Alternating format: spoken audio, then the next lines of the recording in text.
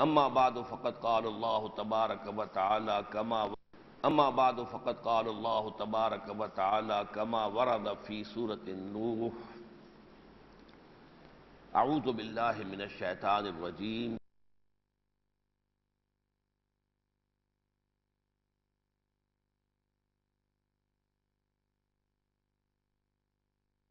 يأتيهم إنا أرسلنا نوحا إلى قومه أن أنذر قومك من قبل أن يأتيهم عذاب أليم قال يا قوم إني لكم نذير مبين أن اعبدوا الله واتقوه وأطيعون إلى قوله تعالى وقال نوح رب لا تذر على الأرض من الكافرين ديارا إنك إن تذرهم يضلوا عبادك ولا يلدوا إلا فاجرا كفارا رب اغفر لي ولوالدي ولمن دخل بيتي مؤمنا وللمؤمنين والمؤمنات ولا تزد الظالمين إلا تبارا صدق الله العظيم. رب اشرح لي صدري ويسر لي أمري واحلل عقدة من لساني يفقهوا قولي. اللهم ربنا ألهمنا رشدنا وأعذنا من شرور أنفسنا. اللهم أرنا الحق حقا وارزقنا اتباعه وأرنا الباطل باطلا وارزقنا اجتنابه. اللهم آنس وحشتنا في قبورنا وارحمنا بالقرآن العظيم. اللهم اجعله لنا إماما ونورا وهدى ورحمة. اللهم ذكرنا منه ما نسينا وعلمنا منه ما جهلنا وارزقنا تلاوته آناء الليل وآناء النهار واجعله لنا حجة يا رب العالمین آمین. معزز حاضرین اور محترم خواتین، میں نے ابھی سورہ نوح کی ابتدائی 3 آیات اور اختتامی 3 آیات کی تلاوت کی ہے. آج انشاءاللہ تعالی ہم اس پوری سورہ مبارکہ کا مطالعہ کریں گے. پچھلے درس میں یہ آپ کو بتا چکا ہوں کہ سورہ معارج اور سورہ نوح یہ ایک جوڑے کی شکل میں ہے. اس دنیا میں جو سنہری سلسلہ، گولڈن چین، سلسلۃ الذہب رسولوں کا جاری رہا، اس کی پہلی کڑی حضرت نوح علیہ السلام اور آخری کڑی حضرت محمد صلی اللہ علیہ وسلم. نبی حضرت نوح علیہ السلام سے پہلے بھی ہوئے. حضرت آدم بھی نبی تھے، رسول نہیں تھے. اسی طریقے سے حضرت ادریس علیہ السلام نبی تھے، رسول نہیں تھے. حضرت شیس علیہ السلام نبی تھے، رسول نہیں تھے. پہلے رسول جو ہے حضرت نوح علیہ السلام. اس کے بعد بے شمار انبیاء آئے ہیں. بعض روایات سے معلوم ہوتا ہے کہ 1,24,000 نبی اللہ تعالیٰ نے اس دنیا میں مبعوث کیے، لیکن ان میں سے رسول 313 تھے. ان 313 میں پہلی شخصیت حضرت نوح اور آخری شخصیت حضور صلی اللہ علیہ وسلم. سورہ معارج کی ابتدائی آیات کے بارے میں عرض کر چکا ہوں. آپ میں سے بہت سے حضرات کو یاد ہوگا کہ اگرچہ اس آیت کی جو بھی تشریح ہے اور تفسیر ہے اس میں کافی اختلاف مفسرین کے درمیان ہے، لیکن مجھے شاہ عبد القادر رحمۃ اللہ علیہ کی رائے سے اتفاق ہے، جو موضح القرآن میں انہوں نے ظاہر کی ہے، کہ وہاں جو کہا گیا تھا کہ سأل سائل بعذاب واقع، ایک مانگنے والے نے ایک عذاب کا مطالبہ کیا ہے جو کہ واقع ہو کر رہنے والا ہے. للکافرین لیس لہ دافع، کافروں سے اس کو کوئی بھی ہٹا نہیں سکے گا. یہاں مانگنے والے کون تھے؟ تو شاہ صاحب کے نزدیک اور میرے نزدیک حضور صلی اللہ علیہ وسلم پر کوئی کیفیت ایسی طاری ہوئی ہے جس زمانے میں کہ آپ کی مخالفت انتہائی شدید ہو چکی تھی، کہ آپ نے پھر اللہ تعالیٰ سے یہ دعا کی کہ پروردگار اب ان کافروں کی مہلت ختم کر دے، اب ان کو پکڑ. وہ جو تو نے فرمایا ان بطش ربک لشدید، یقیناً آپ کے رب کی پکڑ بہت سخت ہے. یہ لوگ مستحق ہو چکے ہیں، انہوں نے انکار کی اور کفر کی حد کر دی، مجھے ستانے کی اور میرے ساتھیوں کو پرسیکیوٹ کرنے کی، ان پر تشدد، انہیں ٹارچر کرنے کی انتہا کر دی. تو پروردگار اب ان کی رسی مزید دراز نہ کر اور ان پر عذاب بھیج دے جس کا تو نے وعدہ کیا ہوا. تو حضور سے کہا گیا کہ نہیں، فاصبر صبرا جمیلا، ابھی آپ صبر کیجئے. ہمارا اپنا ایک حساب ہے، ہماری اپنی تقویم ہے، ہماری حکمت ہے، اور اس کے مطابق ہی ہم اس کا فیصلہ کریں گے کہ کب وہ عذاب کے مستحق ہو گئے. اور اس کے ساتھ ہی جوڑ دیا گیا مصحف میں سورہ نوح کو، اور اس میں آپ دیکھیں گے کہ شدید ترین الفاظ میں عذاب کی بد دعا کی ہے حضرت نوح علیہ السلام. یہ بھی معلوم ہوتا ہے کہ اسی دور میں یہ صورت نازل ہوئی ہے حضور کے اطمینان کے لیے کہ دیکھیے آپ کو تو ابھی چند سال ہوئے ہیں، ہمارے بندے نوح نے 950 برس تک دعوت جاری رکھی. انا ارسلنا نوحا الی قومہ فلبث فیہم 1000 سنۃ الا 50 عاما. یہ محکم آیت قرآن مجید میں نہ ہوتی تو شاید ہم تسلیم نہ کرتے کہ اتنی عمر بھی انسانوں کی کبھی ہوئی ہوگی، لیکن قرآن مجید کی آیات محکمات میں سے سورہ عنکبوت میں کہ وہ رہا ان کے مابین نوح علیہ السلام 1000 سال سے صرف 50 برس کم، 1000 سنۃ الا 50 عاما. تو اے نبی ان کی قوم پر بھی عذاب آیا اور آپ پر بھی جو انکار کریں گے عذاب آئے گا، لیکن یہ ہے کہ اللہ تعالیٰ کی اپنی حکمت ہے، اس کے تحت ہی اس کے فیصلے ہوں گے. اس مناسبت سے ان دونوں صورتوں کو جوڑ دیا گیا. انا ارسلنا نوحا الی قومہ، ہم نے بھیجا تھا نوح کو بھی ان کی قوم کی طرف. اور ظاہر ہے کہ اس وقت صورتحال یہ تھی کہ ان کی قوم ہی کل انسانیت تھی. ابھی نسل آدم جو ہے وہ اتنی ہی پھیلی تھی کہ وہ اس علاقے کے اندر صرف محدود تھی، اور حضرت نوح علیہ السلام کی قوم سے مراد اس وقت کی پوری نسل آدم ہے. یہ بھی مناسبت ہے حضور کے اور حضرت نوح کے مابین. اس کے بعد جتنے بھی حضرت نوح کے بعد جو رسول بھیجے گئے وہ اپنی اپنی قوموں کی طرف، پوری نوع انسانی کی طرف نہیں، سوائے محمد الرسول اللہ صلی اللہ علیہ وسلم کے کہ وما ارسلناک الا کافۃ للناس بشیرا ونذیرا. اے محمد ہم نے آپ کو نہیں بھیجا ہے مگر تمام نوع انسانی کے لیے بشیر اور نذیر بنا کر صلی اللہ علیہ وسلم. تو گویا کہ اگرچہ یہاں لفظ قوم آیا ہے، حضرت نوح علیہ السلام اپنی قوم کی طرف بھیجے گئے، لیکن اس وقت تک پوری نسل آدم جو ہے وہ ایک ہی قوم کی شکل میں تھی. ان انذر قومک من قبل ان یاتیہم عذاب علیم. کس لیے ہم نے بھیجا نوح کو اور مبعوث کیا کہ خبردار کر دو اپنی قوم کو اس سے پہلے کہ ان پر دردناک عذاب مسلط ہو جائے. یہ اللہ تعالیٰ کا قاعدہ اور قانون ہے. میری جو کتاب ہے سابقہ اور موجودہ مسلمان امتوں کا ماضی حال اور مستقبل، اس میں نے ایک چیپٹر لکھا ہے قرآن کا قانون عذاب. اب میرا گمان یہ ہے کہ اس موضوع پر ظاہر بات ہے کہ میرا مطالعہ محدود ہے، جہاں تک میری معلومات ہیں آج تک کسی نے قلم نہیں اٹھایا تھا. ایک بہت اہم چیپٹر ہے وہ. قرآن میں جو عذاب کا تذکرہ ہے وہ کس کس قسم کے عذاب آتے رہے دنیا میں اور اس کے کیا قاعدے ہیں، کیا قوانین ہیں. تو ایک عذاب استیصال، کسی قوم کے تہس نہس کر دینے والا عذاب، ختم کر دینے والا، نسیہ منسیہ کر دینے والا عذاب، ایسا عذاب جو ان کی جڑ کاٹ دے. فَقُطِعَ دَابِرُ الْقَوْمِ الَّذِينَ ظَلَمُوا، ان کی جڑ کاٹ دی گئی، ایسے کر دے جیسے وہ تھے ہی نہیں. کَأَلَّمْ يَغْنَوْا فِيهَا، ایسے ہو گئے جیسے کبھی یہاں آباد تھے ہی نہیں.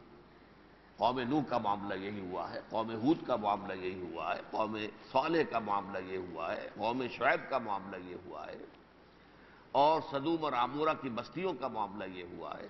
یہ ہوا ہے، بہت سے رسولوں کی قوموں کو اس طریقے سے تہس نہس کر دیا گیا.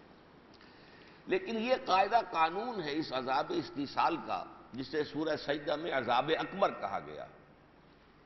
اس بڑے عذاب سے پہلے اللہ تعالیٰ چھوٹے چھوٹے عذاب بھی بھیجتا ہے، تاکہ لوگ جاگ جائیں، ہوش میں آ جائیں۔ اگر عیش اور عشرت کی وجہ سے مدہوش ہیں، سوئے ہوئے ہیں، تو ذرا کوئی سختی آئے تاکہ کوئی ہوش میں آئے، شاید جاگ جائے۔ پھر یہ کہ بالآخر اللہ تعالیٰ کی طرف سے جب بڑا عذاب آنا ہوتا ہے، عذاب الاکبر، وَلَنُذِيقَنَّهُم مِّنَ الْعَذَابِ الْأَدْنَىٰ دُونَ الْعَذَابِ الْأَكْبَرِ لَعَلَّهُمْ يَرْجِعُونَ، ان چھوٹے عذابوں کا تو اصل مقصد یہی ہوتا ہے، لعلہم یرجعون، جو لوٹ سکتا ہو لوٹ آئے، جو جاگ سکتا ہو جاگ جائے۔ لیکن وہ بڑا عذاب نہیں آ سکتا نوع انسانی پر جب تک رسول نہ بھیج دیا جائے، یہ اللہ کا قانون رہا ہے۔ سورہ بنی اسرائیل میں اس کو بیان کیا گیا، وَمَا كُنَّا مُعَذِّبِينَ حَتَّىٰ نَبْعَثَ رَسُولًا۔ کسی قوم پر یہ عذاب استحصال، اور چھوٹے عذاب آ سکتے ہیں، لیکن یہ کہ یہ بڑا عذاب کسی قوم کو نسیہ منسیہ کر دیا جائے، اس کو نیست و نابود کر دیا جائے، اس کا نام و نشان مٹا دیا جائے، یہ عذاب جو ہے اس سے پہلے رسول آئے اور رسول اپنی دعوت کے ذریعے سے اتمام حجت کر دے۔ یہ ہے در حقیقت وہ قانون جس کے تحت کہ اللہ تعالیٰ نے اس قوم نوح کی خربستیوں کو دیکھ کر، ان کی سرکشیوں کو دیکھ کر، پھر آخری عذاب سے پہلے وارنر کے طور پر، خبردار کر دینے والا۔ انذار کے معنی جو ہے ہمارے ہاں عام طور پر ایک لفظ ڈرو جو ہے وہ بہت ہے، ڈراؤ نہیں، خبردار کرنا۔ انگریزی کا لفظ وارن کرنا، وارن کرنا یہ کہ آگے خطرہ ہے، آگے کوئی معاملہ جو ہے اندیشہ ہے، آگے مت جاؤ، یہ وارننگ ہوتی ہے۔ تو اس وارن در حقیقت کرنا انذار کا اصل جو ہے مفہوم ہے۔ اور یہ جان لیجئے کہ رسولوں کے باب میں قرآن مجید میں دو الفاظ آئے ہیں کثرت سے۔ سورہ بنی اسرائیل میں حضور کے بارے میں واحد کے صیغے میں فرمایا، وَمَا أَرْسَلْنَاكَ إِلَّا مُبَشِّرًا وَنَذِيرًا،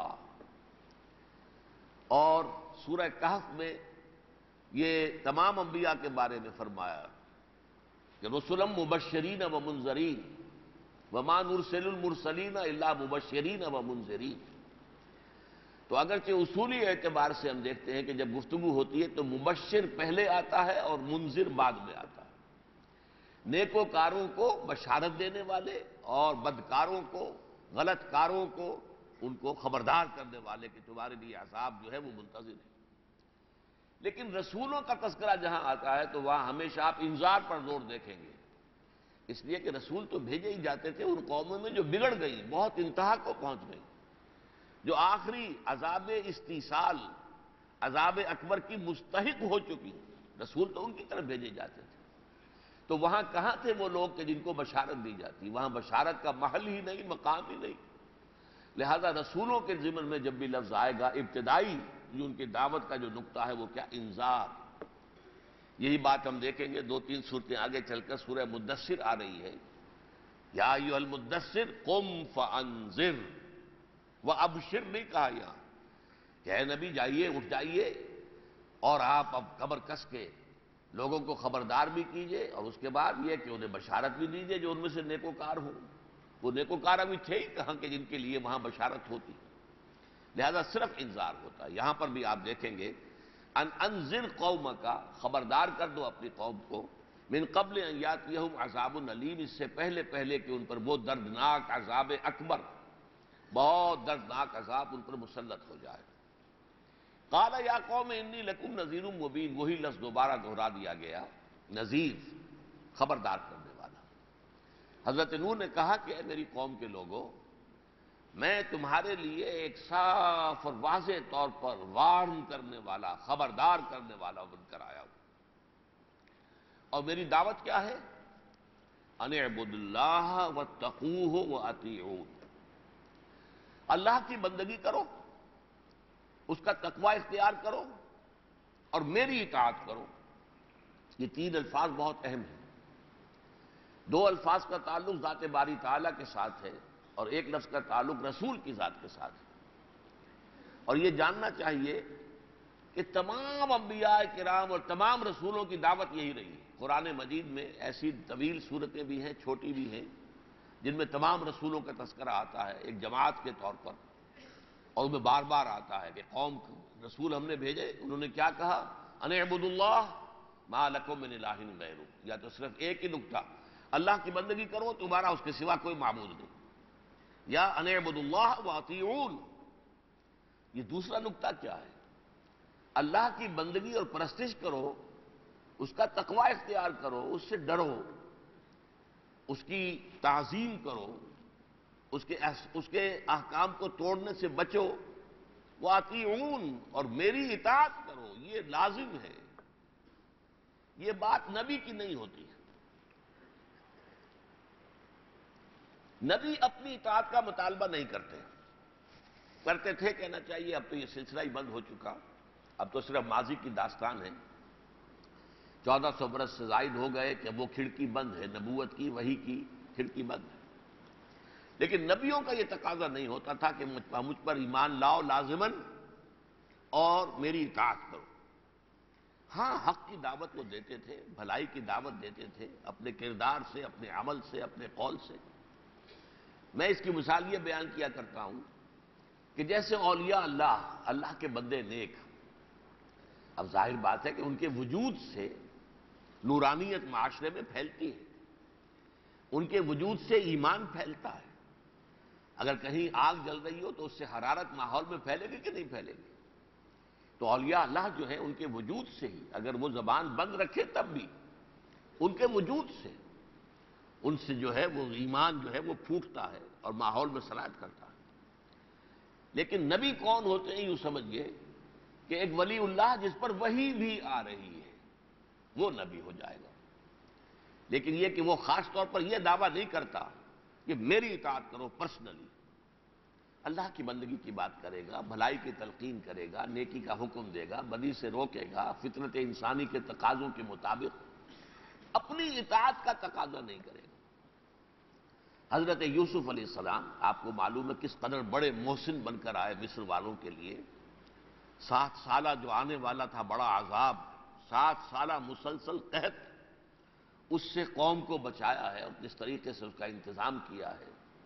اور بادشاہ وقت جو ہے معتقد بھی ہو گیا انتہائی۔ کسی مرحلے پر حضرت یوسف نے ان سے یہ مطالبہ نہیں کیا مجھ پر ایمان لاؤ اور میری اطاعت کرو، نہیں، اس لیے کہ نبی کا معاملہ یہ نہیں ہوتا۔ حضرت یعقوب علیہ السلام بس اب ایک علاقے میں آباد ہیں، بیٹھے ہوئے نیک آدمی ہیں، بس انہوں نے کوئی دعوت کسی قوم کو جا کر دعوت نہیں دی، یہ نہیں کہا کہ اگر مجھے نہیں مانو گے تو عذاب آئے گا۔ رسول کا معاملہ اس کے برعکس ہے۔ رسول کہتا ہے کہ اللہ کی بندگی اور پرستش کرو۔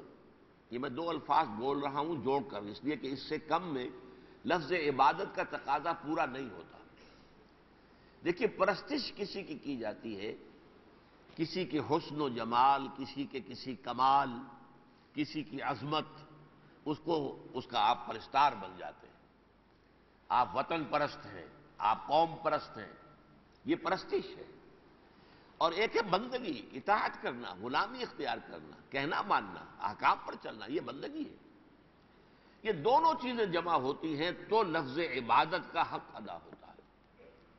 اب آپ نماز پڑھ رہے ہیں تو یہ پرستش ہے، اللہ کے سامنے جھک رہے ہیں، اللہ کے سامنے سجدہ کیا ہے، قنوت ہے، ہاتھ باندھے ہوئے، جھکے ہوئے، کھڑے ہوئے ہیں، یہ پرستش ہے۔ لیکن یہ کہ اللہ کے احکام، یہ حرام ہے اس سے بچو، یہ فرض ہے ادا کرو، اس کو ادا کرنا اور حرام سے بچنا، یہ کیا ہے؟ بندگی ہے۔ اور بندگی کا پہلو اس میں غالب ہے۔ میں نے اس کی مثالیں دی ہیں، میرے کتابوں میں یہ چیزیں موجود ہیں۔ مطالبات دین نامی ایک کتاب ہے، عبادت رب پر اس کا ایک چیپٹر جو ہے، یہی کراچی میں ایک مسجد میں، مدینہ مسجد میں میں نے 3 مہینے مسلسل خطاب کیے تھے، کم سے کم 30 برس پرانی بات ہے۔ ظاہر بات ہے کہ جو کچھ بھی میں کام کرتا رہا ہوں، کر رہا ہوں، نصف صدی کا قصہ ہے، 2-4 برس کی بات نہیں۔ تو اس حوالے سے وہ غالباً سن 72 کے جو ہیں وہ میرے خطبات جمعہ تھے، جو میں نے یہاں مدینہ مسجد بنس روڈ پر ایک ہے وہاں دیے تھے۔ ایک مہینے میں عبادت رب کے موضوع پر، دوسرے میں شہادت حق اور شہادت علی الناس کے موضوع پر، اور تیسرے مہینے میں اقامت الدین کے موضوع پر۔ تو عبادت کے اس تصور پر پوری تفصیل سے گفتگو کی ہے کہ عبادت ایسے ہے جیسے ہمارا جسم اور جان۔ جسم جو ہے 2.5 من ہے، 2 من کا ہے، 2.5 من کا ہے، جسم ہے نا، نظر آ رہا ہے۔ جان تو نظر نہیں آتی، نظر نہ آنے والی شے ہے، لیکن جسم میں ہر شے تو جان ہے۔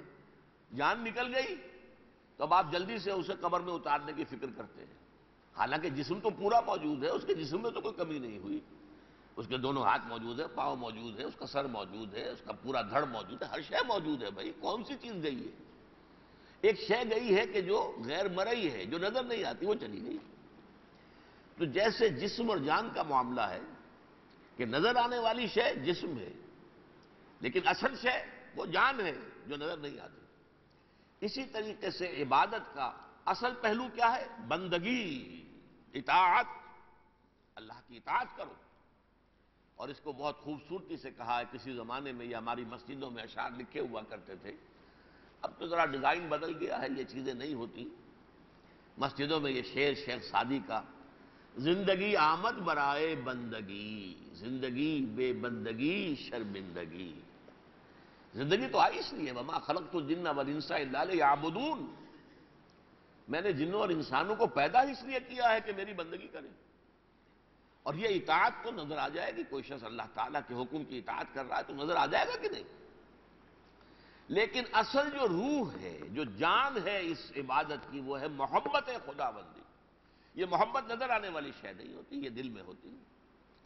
تو محبت کے لیے میں نے لفظ پرستش، فارسی کے دو الفاظ ہیں، بندگی فارسی کا لفظ ہے، ان دونوں کو جمع کریں گے تو ان اعبدوا اللہ واتقوہ، اللہ کی بندگی کرو اور اس کے غضب سے بچو، وَأَطِیعُونَ، اور میری اطاعت کرو۔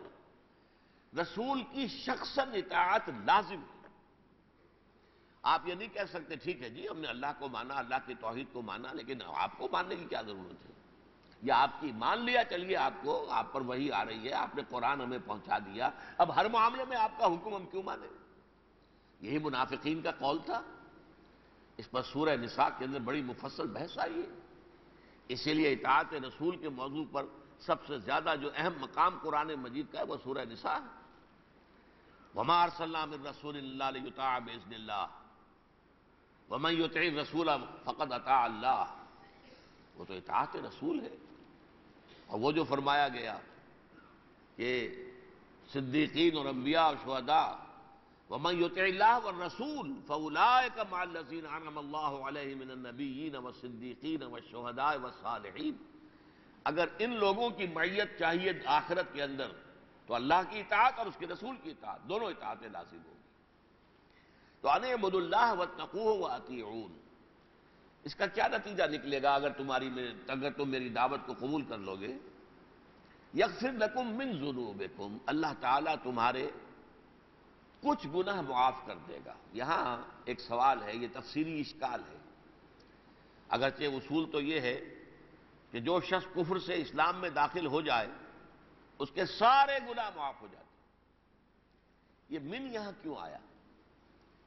بعض لوگوں نے کہہ دیا یہ من زائد ہے، حالانکہ یہ بات صحیح نہیں، قرآن مجید میں کوئی حرف زائد نہیں ہو سکتا، یہ اللہ کا کلام ہے۔ یہ ایسا نہیں ہے، شاعری میں تو ہوتا ہے، کہیں وزن کے لیے کہیں تھوڑا سا آپ نے کوئی لفظ بڑھا دیا، برائے بیت جسے کہتے ہیں، برائے بیت اضافہ کر دیا، کیونکہ وزن میں ڈالنا ہے، جو بھی اس کی ایک وہ ردم ہے، اس ردم میں لانا ہے، لہذا کوئی شے اضافہ کر۔ قرآن مجید شاعری نہیں ہے۔ فرمایا کہ وما علمناہ الشعر وما ينبغی لہ، حضور کے تو شایان شان ہی نہیں قرار دی گئی شاعری، تو یہاں پر کوئی شے زائد نہیں ہے۔ بعض نے کہا یہاں یہ من سے مراد عن ہے، وہ بھی نہیں جڑتی بات، اس لیے کہ مغفرت کے ساتھ جو ہے یہ صلہ آتا ہی نہیں عن کا۔ اب اس میں ایک رائے دی ہے مولانا اصلاحی صاحب نے، رائے وہ بھی وزنی ہے، کہ یہاں من سے مراد یہ ہے کہ یہ نہیں کہا جا رہا تمہارے اگلے پچھلے سارے گناہ معاف ہو جائیں گے، پچھلے گناہ معاف ہوں گے، ایمان لانے کے بعد اگر کوئی گناہ کرو گے تو اس کے ساتھ یہ وعدہ نہیں ہے، اس کا حساب کتاب ہوگا۔ وَمَن يَعْمَلْ مِثْقَالَ ذَرَّةٍ خَيْرًا يَرَهُ وَمَن يَعْمَلْ مِثْقَالَ ذَرَّةٍ شَرًّا يَرَهُ۔ میرا ذہن ایک اور بات کی طرف گیا ہے کہ یہ اصول بتایا گیا ہے کہ اللہ تعالیٰ حقوق اللہ تو معاف کر دیتے ہیں، حقوق العباد معاف نہیں کرتے، تو ہو سکتا ہے یہاں من تبعیضیہ جو ہے اس اعتبار سے آیا ہو کہ جو اللہ کے تم نے سرکشی کی، بغاوت کی، گناہ کیے، اللہ کے احکام کو توڑا، وہ معاف ہو جائیں گے، بندوں کے حقوق پر جو ڈاکے ڈالے اس کا حساب کتاب تو ہوگا۔ جیسا کہ فرمایا گیا کہ آخرت میں تمام معاملات جو ہیں ان کا لین دین ہوگا، آپ نے کسی کا حق مارا ہے تو آپ کی نیکیاں اس کو دے دی جائیں گی، یا آپ کے پاس نیکیاں نہیں ہیں تو اس کے بد اعمال جو ہیں وہ آپ کے وزن میں، آپ کے پرڑے میں ڈال دیے جائیں گے۔ اور تو کوئی کرنسی وہاں ہوگی نہیں، اعمال ہوں گے بس، نیک اور بد اعمال، اس کا ڈیبٹ کریڈٹ ہوگا۔ واللہ عالم، یہ ایک تفسیری مشکل مقام ہے۔ یغفر لکم من ذنوبکم ویؤخرکم الی اجل مسمی، اور تمہیں ڈھیل دے کر ایک وقت معین تک باقی رکھے گا۔ ظاہر بات ہے ہمیشہ کے لیے دوام تو کسی قوم کو نہیں ہے، کسی نبی کی قوم کو نہیں، کسی کو نہیں۔ قیامت تک تو ایک امت ہے، امت محمد صلی اللہ علیہ وسلم کے حضور کی بعثت سے شروع ہو کر تا قیام قیامت یہ برقرار رہے گی۔ لیکن جیسے یہ کہ انسان کی طبعی عمر ہوتی ہے، طبعی عمر پر آ کر تو ظاہر بات ہے کہ اس پر موت آئے گی، تو قوموں کی بھی طبعی عمر ایک ہوتی ہے۔ لیکن اللہ تعالیٰ تم پر عذاب بھیج کر ابھی تمہیں ختم نہیں کرے گا، بلکہ تمہیں اس طبعی عمر تک جو قومی سطح پر تمہاری طبعی عمر ہے اس وقت تک مؤخر کرے گا اور تمہیں مہلت دے گا۔ ان اجل اللہ اذا جاء لا یؤخر، وہ اجل جو ہے اللہ نے مقرر کر رکھی ہے ہر قوم کے لیے، وہ جب آ جائے گی تو اس کے بعد اس کو مؤخر نہیں کیا جائے گا۔ جیسے اجل ہم موت کو بھی تو کہتے ہیں، موت کا وقت جب کسی انسان کا آ جاتا ہے پھر وہ جو ہے ٹالا نہیں جا سکتا۔ لو کنتم تعلمون، کاش کہ تمہیں علم ہو، تمہیں معلوم ہو جائے، تمہارے دل میں یہ بات اتر جائے، تم اس حقیقت کو جان لو، پہچان لو۔ لیکن ہوا کیا؟ نہایت دل سوزی کے ساتھ اور کتنے طویل عرصے تک حضرت نوح دعوت دیتے رہے، قوم اعراض پر، کفر پر، انکار پر اڑی رہی، معدود چند لوگ، اپنے بیٹوں میں سے بھی ایک کافر رہا اور ان کے نگاہوں کے سامنے غرق ہوا ہے۔ سورہ ہود میں اس کا نقشہ کھینچ دیا گیا۔